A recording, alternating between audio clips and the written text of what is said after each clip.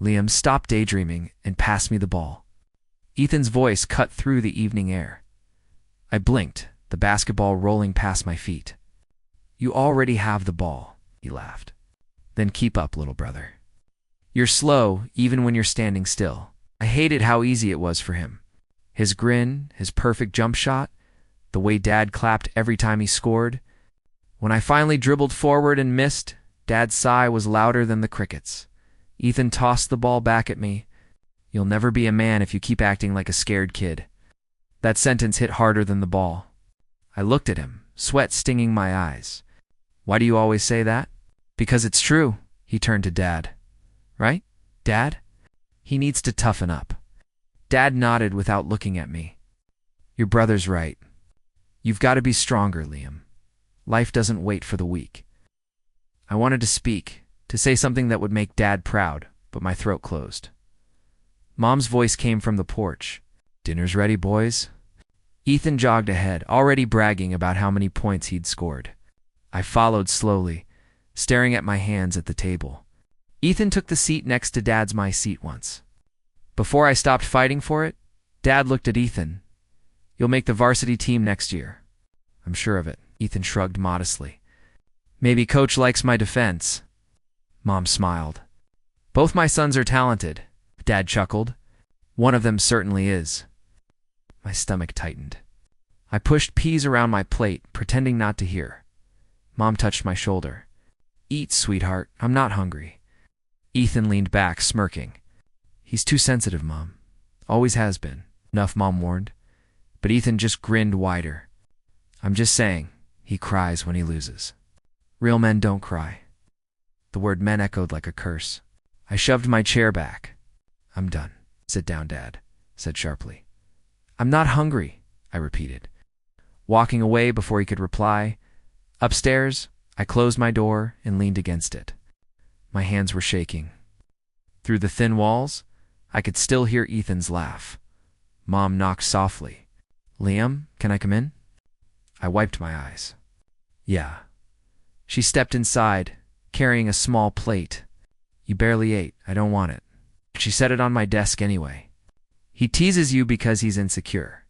I scoffed. Ethan, insecure. He's perfect. No one's perfect, she said gently. He just hides his fears louder than you do. I sat on the bed, staring at the carpet. Dad loves him more. Mom hesitated. Your father doesn't always know how to show love. He thinks strength means silence. I looked up. Then I'll never be strong. She cupped my face in her hands. You will be. Just not in the way they understand. Her warmth made my chest ache. He said I'll never be a man. Her eyes softened. You'll decide what kind of man you want to be, not him. After she left, I stared at the ceiling.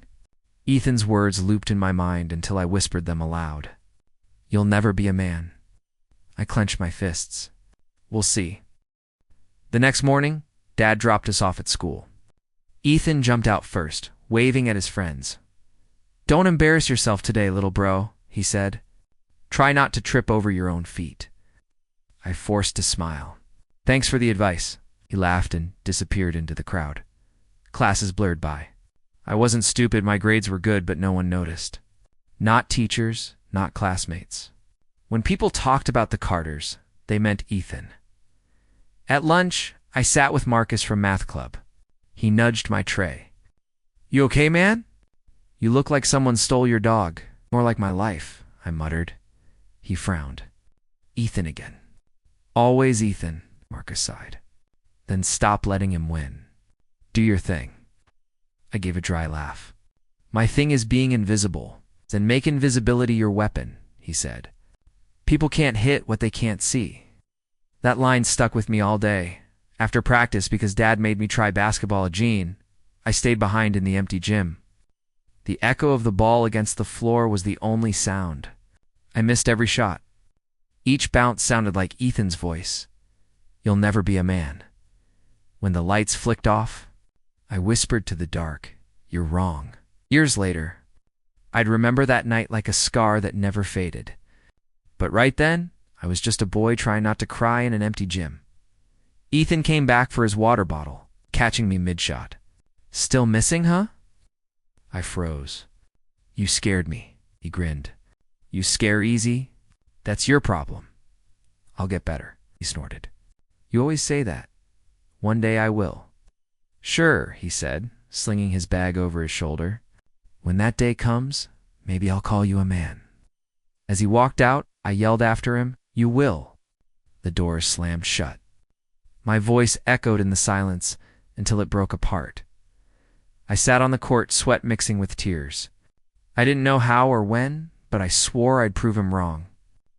I'd make him say it. Someday he'd call me sir. Congratulations, Liam. You'll be working at Helios Corp next week. Marcus slapped my back so hard, I nearly spilled my coffee.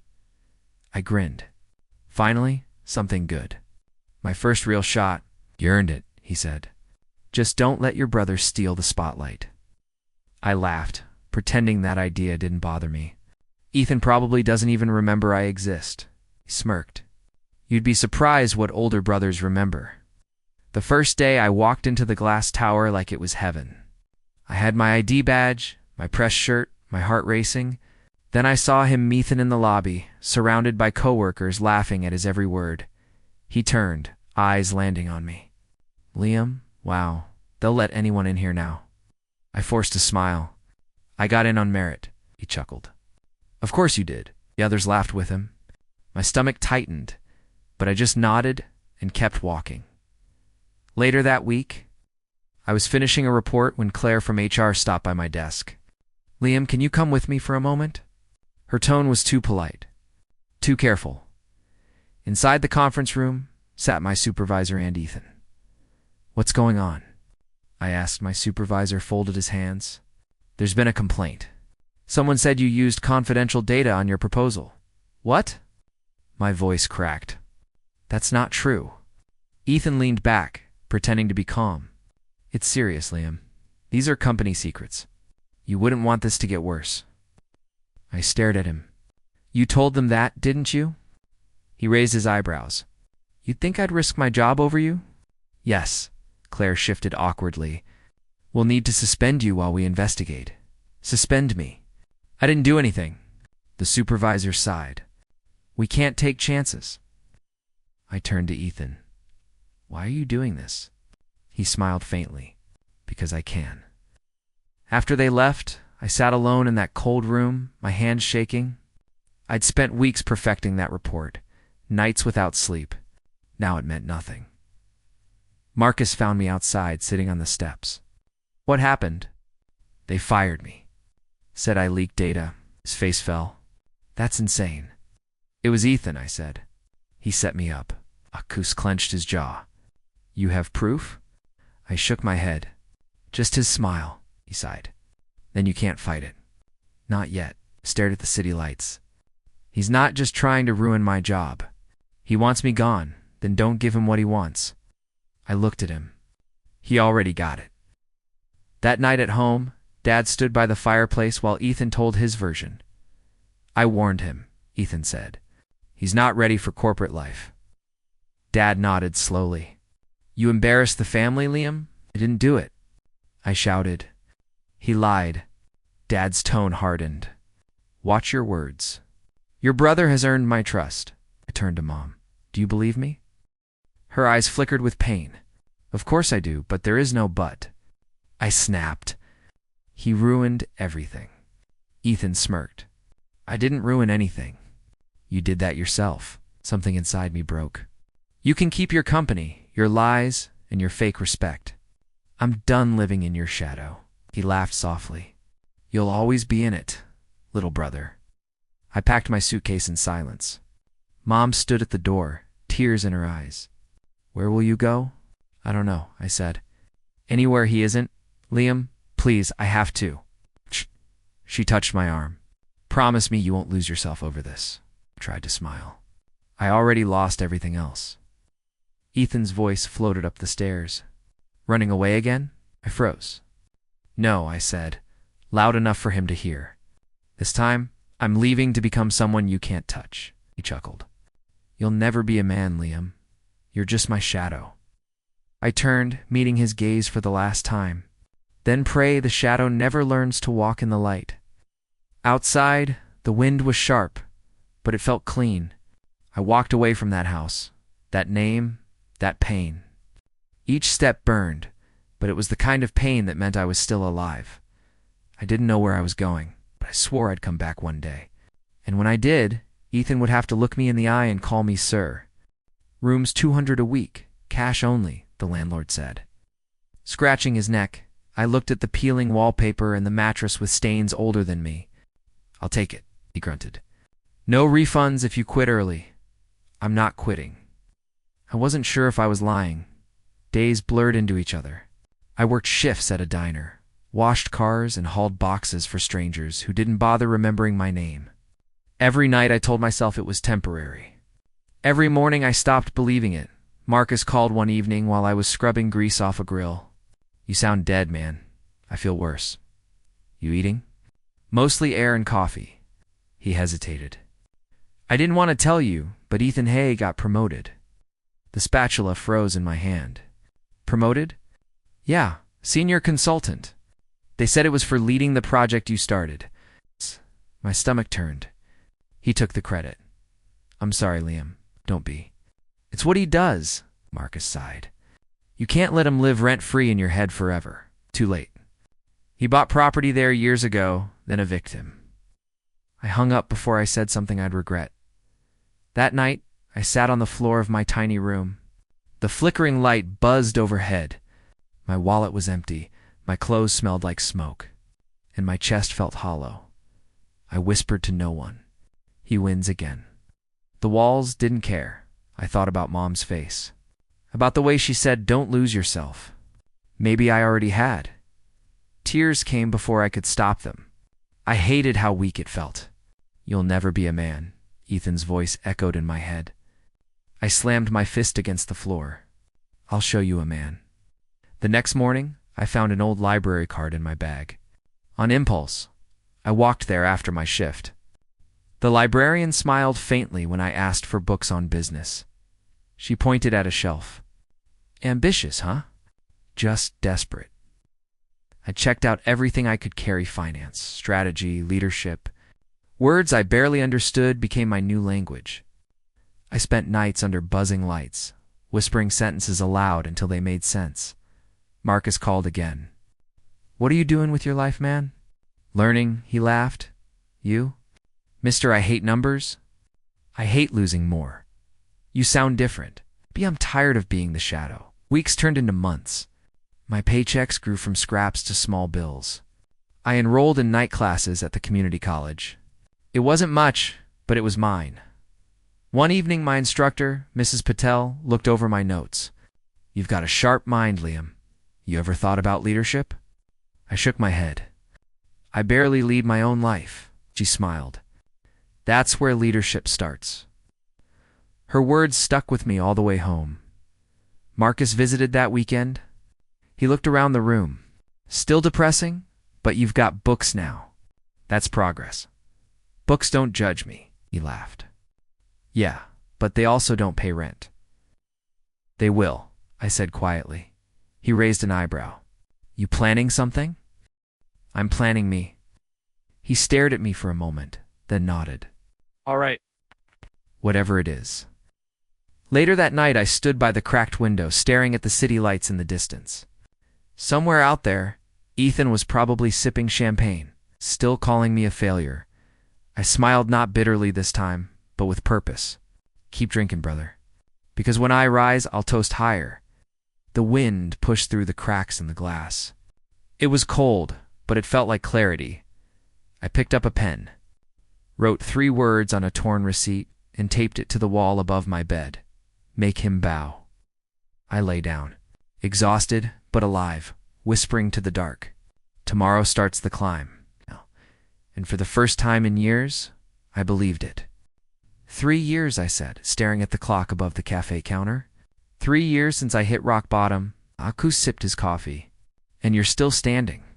That's something. Standing doesn't pay rent, he grinned. Then let's stop standing and start building. I raised an eyebrow. Building what? Our own company. You've got brains. I've got sales charm. We combine that, we might survive. Survive? I scoffed. I want more than that. I want to own the boardroom Ethan sits in. Marcus whistled. That's personal. It's purpose. He leaned back. Then let's do it. What do we call it? Carter Dynamics. He laughed. You serious? Completely. I want that name on every building in this city. Not for him, for me. Months turned into years. We worked out of a cramped apartment with flickering lights and one dying laptop. Every pitch ended with rejection. Every rejection fed my hunger, Marcus would joke. You sure you're not possessed? Maybe I am, I'd reply. By failure. But failure made me sharper. I learned the rhythm of people, their greed, their fear, their hesitation. I studied finance until numbers felt like music, and leadership until silence spoke louder than words. Then one day, everything changed. A stranger approached me after a small investor meet. He was in his 50s, silver hair, calm eyes. You're Liam Carter? Yes, I'm Alan Pierce. I've been watching your presentations. Sounds creepy, I said before I could stop myself. He chuckled. I like bluntness. You have vision, but no polish. You'll burn out without strategy. Marcus stepped in. We don't need, yes we do, I interrupted. Teach me. Alan studied me for a moment. Why should I? Because I'll use what you teach better than anyone you've ever met. He smiled faintly. All right, Mr. Carter, let's see if your fire lasts. For the next year, Alan mentored me like a surgeon training an apprentice. He taught me to read faces, to speak less, to never reveal emotion until it's useful. One night after a deal went south, I slammed a folder on the desk. We lost again. Alan didn't even flinch. You let them see you care too much. I do care. Then you'll lose again. Passion wins hearts, not contracts. I stared at him. How do I turn it off? You don't. You redirect it. Those words built me more than any lesson ever could. 2 years later, Carter Dynamics wasn't just surviving. We secured contracts that bigger firms ignored. People started whispering my name in meetings I wasn't invited to. Sophia Lynn joined during that chaos. Sharp eyes, calm tone, scary level of precision during her interview. She said, You need someone who thinks 2 steps ahead. I already know how your next 6 months will go wrong. I laughed. That's confident. It's true, she said. Then fix it. She did. Within months, she became the spine of the company.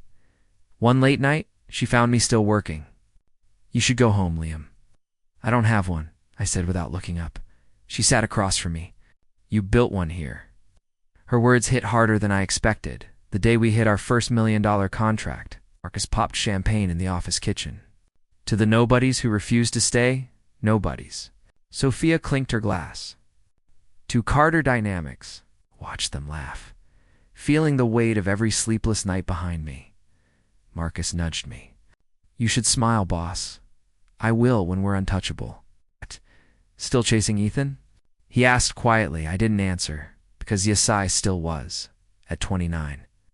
I stood in front of a mirror in my new office. My reflection looked older, colder. The brass nameplate on my desk read, Liam Carter. Sophia knocked. Sir, the investors are waiting. I froze at that word, sir. It should have felt like victory. Instead, it sounded hollow. You all right? She asked. Yeah, I lied. Just thinking. About what? About ghosts, I said. Ones that whisper even after you bury them. She tilted her head. Then maybe it's time to stop listening. I smiled faintly. Not yet. As I walked into the boardroom, applause echoed around me. I smiled for the cameras, shook hands, and felt Ethan's voice in the back of my mind. You'll never be a man. I straightened my tie, forcing the words out under my breath. Watch me. Mr. Carter, the gala starts in 5 minutes, Sophia said, adjusting my tie. I hate these things, I muttered. Fake smiles, fake handshakes. She smirked. You're good at both. Practice, I said. Years of pretending I wasn't dying inside. Tonight, pretend you're enjoying success instead. We'll try, I said, though my hands were already trembling. Not from nerves, something else. The ballroom was a sea of champagne, laughter, and greed. My name echoed through the crowd. Liam Carter, CEO of Carter Dynamics. I nodded at faces I didn't care about until a familiar voice sliced through the noise. Well, if it isn't my little brother? The glass nearly slipped from my hand. I turned slowly. Ethan stood there, older but still annoyingly perfect. A few gray hairs, a sharper suit, the same smirk. "Ethan," I said, forcing calm. "Didn't expect to see you here," he grinned. "You've been hard to find.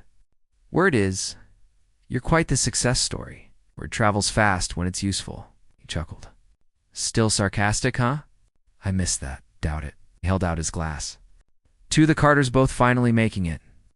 I tapped mine against his. "Some of us took the long road. He studied me for a second too long." "You've changed." I had to. He nodded slowly. "Helios is going through a few challenges. But I guess you've heard." "I have." "Maybe we can help each other," he said, lowering his voice. "A partnership. Carter Dynamics and Helios Family Legacy Reborn." I smiled. "Family? Huh?" "That's right." I leaned in slightly. "You remember what you told me the night I left?" He frowned. "You'll have to remind me. You said I'd never be a man. That I'd live in your shadow." His expression faltered just for a breath. "That was years ago, Liam. We were kids. You were 24. Old enough to know cruelty." Tried to laugh it off. "You still hold grudges?" "No," I said quietly. "I hold memories." Sophia approached, her presence like armor. "Mr. Carter, the Helios representatives are waiting to speak with you." Ethan blinked. "Your company's meeting with us?" "Seems that way," I said. "We've been considering an acquisition." "Acquisition," he repeated, voice tightening. Sophia handed me a folder. "All the documents are ready for your review." 8. Ethan's jaw flexed. "You're buying Helios?" "Considering it," I replied. "If the numbers make sense." He forced a laugh. "You can't be serious. I'm dead serious." For the first time in my life, Ethan didn't know what to say. His confidence cracked like glass under weight. He stepped closer, lowering his voice. "Listen, Liam, this doesn't have to be a competition." "It never was," I said. "You were competing alone." He clenched his jaw. "You think you've won?" I tilted my head. "Winning implies I was playing your game." I wasn't. His silence was louder than any insult. Sophia interrupted again. "Sir, the press wants a photo." Ethan's eyes widened at that word. "Sir." I turned slightly. "Excuse me, Ethan. Business calls." "Wait," he said, grabbing my wrist. "Is this revenge?" I looked him straight in the eye. "No, this is balance." I gently pulled free, walked toward the cameras, and smiled for the flashes. When the interviews ended, I found him near the exit, staring at his drink like it might save him. "You look tired," I said. He forced a grin. "You've gotten cold. Cold keeps me alive." He nodded slowly, eyes dull. "Guess you're the man now," I didn't answer. His words weren't victory, they were surrender. As he walked away, shoulders slumped, I felt a strange emptiness where anger used to live. Sophia joined me. "Everything all right?" "Yeah," I said quietly. "Just a ghost." She followed my gaze. "From your past, from who I used to be." The door closed behind Ethan, and I exhaled. This time I wasn't trembling from fear. I was trembling from power. Asterisk. "Sir Helios Corp has arrived," Sophia said, stepping into my office. I froze at that word against her. Even now it felt unreal. "Send them in," I said. She nodded. "Ethan's leading the group. You ready?" "I've been ready for 7 years." The glass doors opened. Ethan walked in first. His confidence stretched thin beneath a practiced smile. Beside him was a man with a slick suit and a greedy grin, Neil Sanders. Behind them trailed a woman in quiet grace, Rachel, Ethan's wife. "Mr. Carter," Ethan said, "thank you for meeting us." "Mr. Carter. Not Liam. Not Kid. Mr. Carter." "Of course." I replied smoothly. Take a seat, Neil grinned. We're eager to discuss the partnership proposal.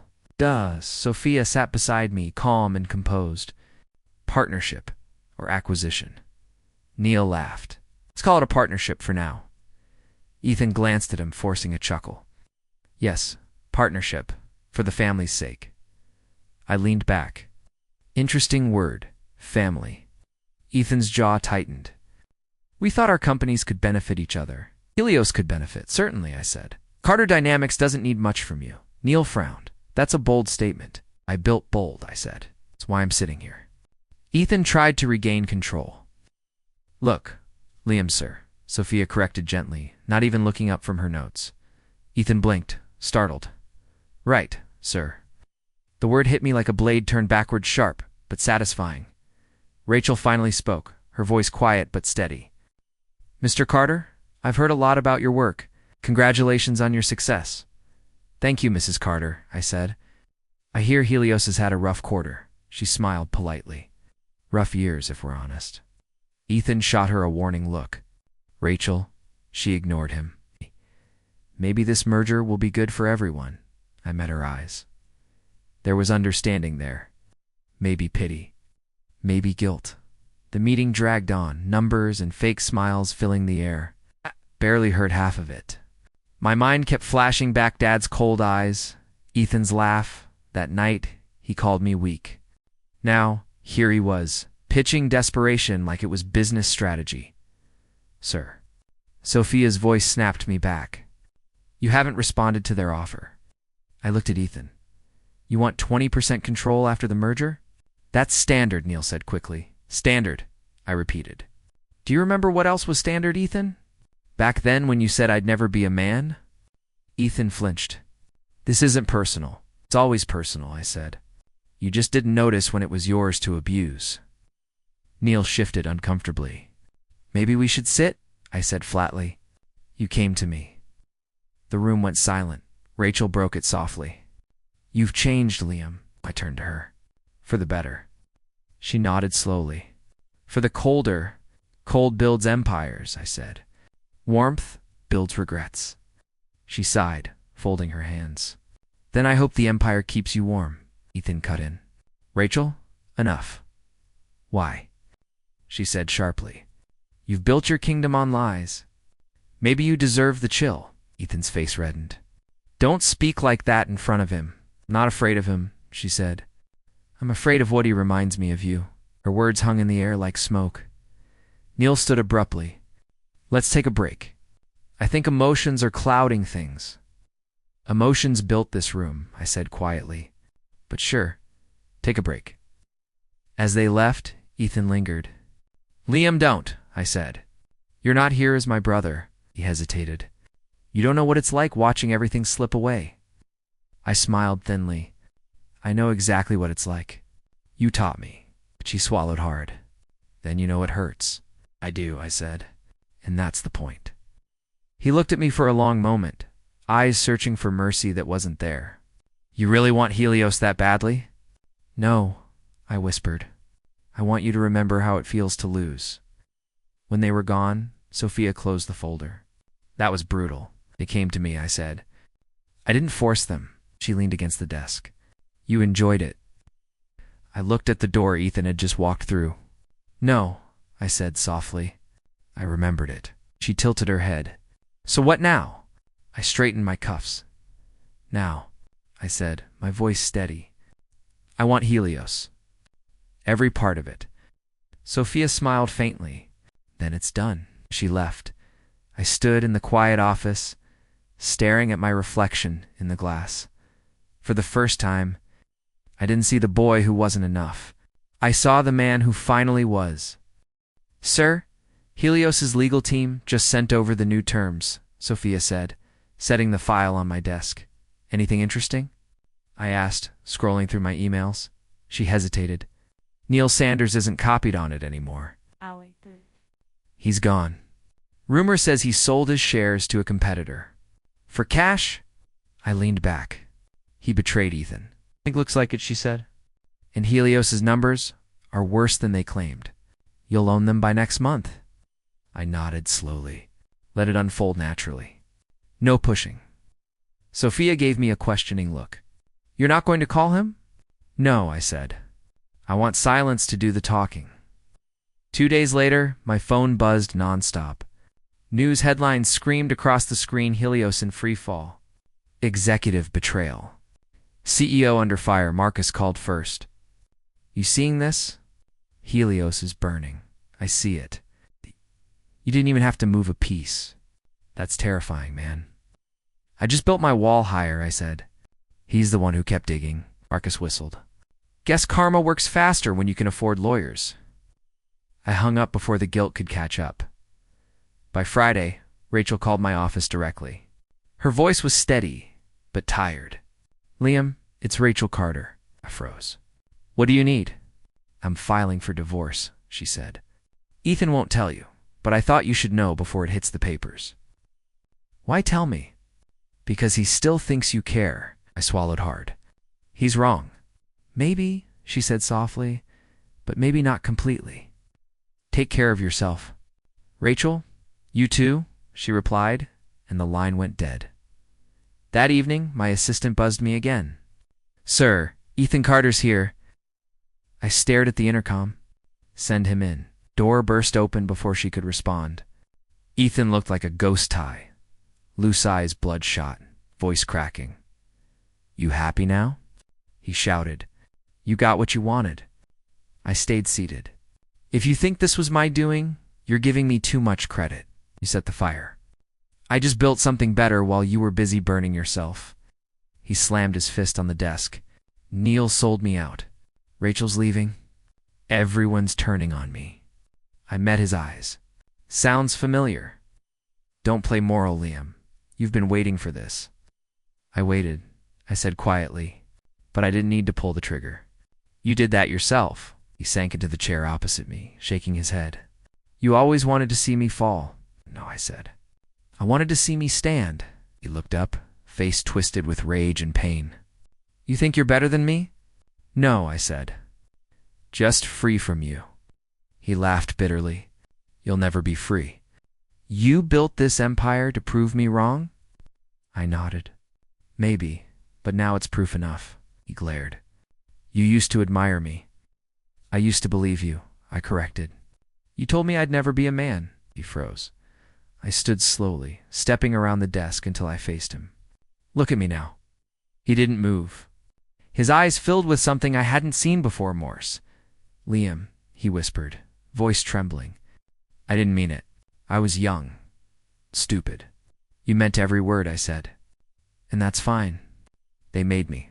Covered his face with his hands. I've lost everything. Then maybe you'll understand what it felt like to be me. He looked up again, tears cutting through his exhaustion. Are you happy now? I hesitated. The room felt heavy with the ghosts of everything we used to be. No, I said finally. Revenge doesn't feel like winning. It just feels quiet. He stared at me, broken. I reached for the door. You should go, Ethan. He stood, shoulders slumped. You really became a man, huh? I didn't become one, I said softly. You just never were. He left without another word. When the door clicked shut, I looked out the window at the city below, bright, alive, and merciless. For the first time, I realized power didn't taste sweet. It tasted like ashes. The knock on my office door was soft, hesitant. Come in, I said. Already knowing who it was, Ethan stepped inside, thinner, quieter, older. His arrogance was gone, replaced by something that looked a lot like shame. I didn't think you'd let me in, he said. I almost didn't. He nodded. Fair. I motioned to the chair. Sit. What do you want? He hesitated, then sank down. I wanted to explain. Explain what? The years you spent trying to break me? The lies, the games, the words that never left my head. He looked at the floor. All of it. And he crossed my arms. Go ahead. I hated you, he said finally. Since we were kids, not because you failed, but because you didn't. I frowned. You made my life hell because I didn't fail. He rubbed his temples. You don't get it. People loved you, Liam. Mom loved you in a way she never loved me. Even when you were quiet, people trusted you. I worked twice as hard and still felt invisible. It's not my fault, I know. But when Dad compared us, I couldn't stand it. He saw me as strong, you as soft, but Mom's eyes said otherwise. I saw it every day. You were everything I couldn't be. I sat back, the air thick between us. So, you tried to destroy me because you envied me. He winced. I didn't plan it like that. It just happened. Every time you stood up, I wanted to knock you down. I wanted to be the better son, the man everyone respected. You succeeded in one thing, I said. You made me hate myself. His voice broke. I know. And I hate me for it. Silence stretched between us. The clock ticked. And for once, I didn't feel anger, just exhaustion. He whispered. Mom used to tell me I should protect you. I failed her too. I felt something twist in my chest. She believed in both of us. You just never believed in yourself. He looked up, eyes red. I thought power would fix that. I thought if I could climb high enough, people would finally see me. And did they? He laughed bitterly. No, the higher I climbed, the more I realized I was still standing in your shadow. Even when you were gone, sighed. I never wanted you to lose everything, Ethan. He shook his head. You didn't make me lose it. I did. The greed, the pride, it was all mine. You just held up the mirror, swallowed hard. So what now? He looked at me, broken but honest. I don't know. I just needed you to know why. And maybe to say, his voice faltered. I'm sorry. For a long time I said nothing. The anger that once burned in me was gone. What was left felt almost like peace. I used to think I'd feel good seeing you like this, I said quietly. But I don't. I just feel tired. Then we're both tired. I studied him, the man who once made me doubt everything I was. For the first time, I didn't see a monster. I saw a scared, lost man who'd been running from himself his whole life. You know, I said Mom was right. You were supposed to protect me, but maybe you did in your own twisted way. You made me strong. He gave a faint smile. Guess I finally did something right. Stood and offered my hand. I forgive you. His eyes widened. You mean that? I'm not doing it for you, I said. I'm doing it so I can finally breathe. He took my hand, voice shaking. Thank you. When he left, I looked out at the skyline, my city, my empire, and felt lighter than I had in years. Power had given me control. Forgiveness gave me peace. The morning light spilled across my office floor, soft and golden. I stared at the city's skyline, the same one I once swore I'd conquer. Now it just looked peaceful. A knock came at the door. 2 gentle taps. Come in, I said. The door opened slowly. Ethan stepped in, wearing a company badge that read, Ethan Carter, Assistant Operations. His tie was neat, his tone measured. Sir, he said, your meeting's ready. That word again, sir. This time it didn't sting. Thank you, I said. I'll be there in a minute. He nodded, hesitated, then added, You want me to bring the files? Yeah. And he thanks the door. He did carefully, almost respectfully. I studied him for a moment. The arrogance was gone. What stood in front of me was a man stripped of ego, humbled by loss. How's the new role treating you? I asked. He took a seat slowly. Strange, he admitted. Starting over at the bottom? Feels like learning to walk again. Hard lesson, I said. The hardest, he replied. But maybe the one I needed. I leaned forward. You settling in fine with the team? He nodded. They don't trust me yet. Can't blame them. I used to be the guy everyone hated in silence. You're good at that? I said. He gave a small laugh. Yeah, I was. Silence lingered for a while. Only the faint hum of the city below filled the space between us. I've been meaning to say something, he said quietly. Go on. I didn't expect you to hire me. After everything, I thought you'd want me gone for good. I did, I said honestly. But then I realized cutting you out completely wasn't justice. It was avoidance. He frowned. Avoidance. I spent years trying to erase you, I said. But every success still felt like a conversation with your ghost. The only way to move on was to face you and let you see what you made. He swallowed hard. You mean what I ruined? No, I said. What you shaped. Pain's a teacher. You just didn't know you were the lesson, he exhaled, a shaky sound. I deserve worse than this. Maybe, I said. But this isn't about what you deserve. It's about what I need to let go. He looked down at his hands. I see Mom's eyes when I look at you now. That caught me off guard. Why is that? She believed in peace. You carry that now. Took me too long to understand. I smiled faintly. She'd be happy we finally stopped trying to kill each other. Maybe, he said. She'd probably tell us both to eat more and work less. We both laughed quietly. It felt strange natural even. Ethan, I said, standing. Do you regret it? Everything. He met my eyes. Every word. Every lie. But mostly, wasting years trying to compete with someone who never saw me as an enemy. I saw you as unreachable, I admitted. He gave a sad smile. Guess we were both wrong. I extended my hand. He hesitated before shaking it. His grip was firm but humble. Thank you for giving me a place here, he said. This isn't pity, I replied. It's a clean slate. What you do with it is up to you. He nodded slowly. Then I'll earn it. Good, I said. Now get those files.